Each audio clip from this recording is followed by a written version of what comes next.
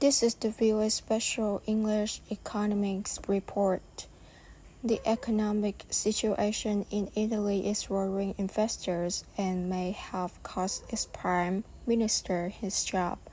Like Greece, Italy is facing pressure to make unpopular cuts in government spending.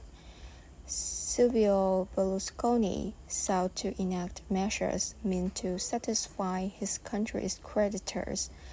On early November 8th, Mr. Berlusconi won a budget vote in Italy's lower house of parliament, but the prime minister lost something else.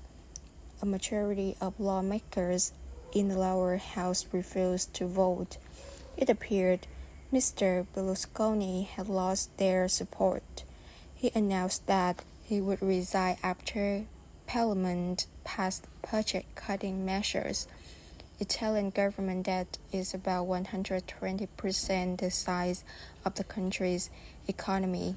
That is second only to Greece in Europe.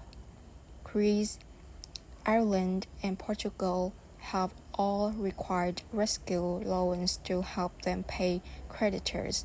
But unlike those nations, Italy has the third largest economy using the euro, and it is among the 10 largest economies in the world. On November 7th, European finance ministers met in Brussels to discuss the deepening debt crisis among nations using the euro. European Union Economic and Monetary Affairs Commissioner Olli Rehn said Italy needed to enact reforms. It is essential now that Italy will stick to its fiscal targets, ensure their implementation, and intensify the structural reforms that can boost growth and job creation. Italy recently faced an increase in borrowing costs that stopped 7%.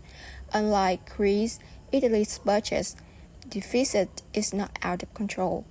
Of greatest concern, however, is Italy's lack of growth and job creation. Financial officials and market watchers are also concerned that Italy's debt problems may be too big to solve for the 17 nations using the euro. European leaders have yet to agree on the size and conditions of a rescue fund or plan. In Brussels, Dutch Finance Minister Cenk de Jager said the rescue fund needed to be bigger, but he said budget reform of euro nations was important too.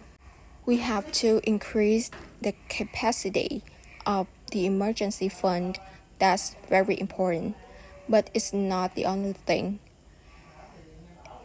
Economic reforms and budget cuts in countries currently under attack of the financial markets are at least as important than more money in the emergency fund. For VOA Special English, I'm Alice Villarreal.